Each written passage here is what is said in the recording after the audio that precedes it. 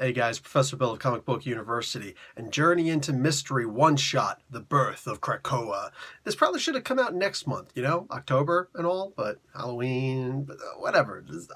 I'm just glad we got this. This was a really good comic book, I imagine this is just a one-shot. This is literally just like Dennis Hopeless saying, hey man, I got this idea for a story, and then just plop.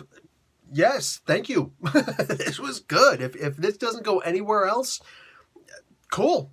This is still good. So let's get into who actually did this. As I said, Dennis Hopeless is the writer. Jabril Morissette-Phan is the artist.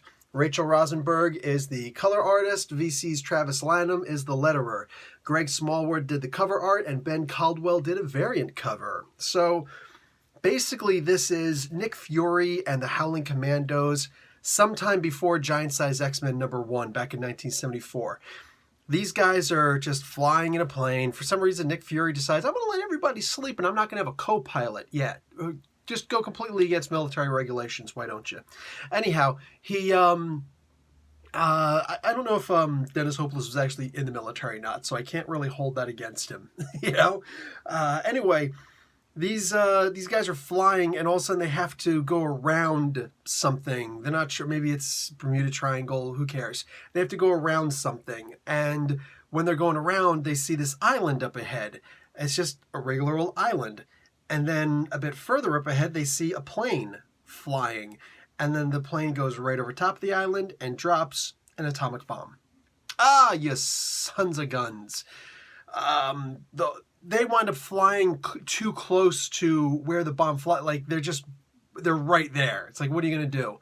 So obviously these guys are doing testing for the bomb. I guess this is after Hiroshima. I'm imagining that, no, this would have to have been before. But I don't think that we actually did any tests.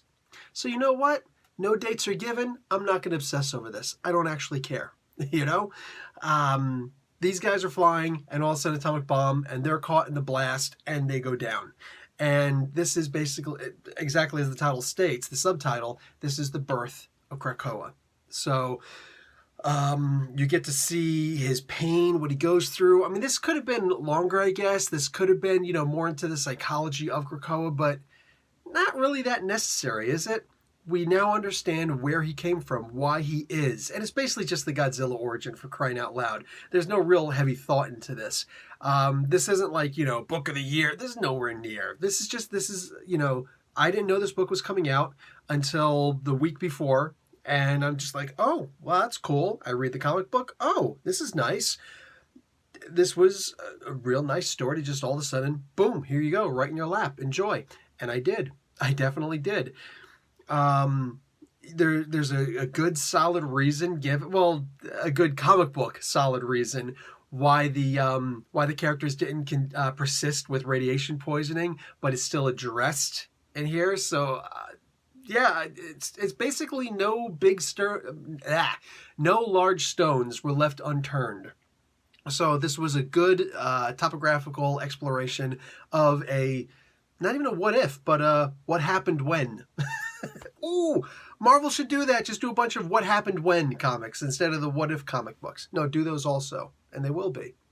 All right, there's really no place else to go with this. There was no larger story here. There was no great expounding of anything. Hopeless had an idea, put pen to paper, made into a script, got some awesome art into this. I don't remember ever seeing Jabril. I hope I didn't mess up your name. It looks like a version of Jabril.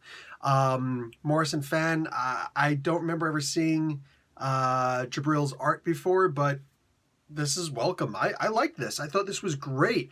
I wouldn't mind seeing some more horror-esque stories from Jabril. And yeah, I don't know.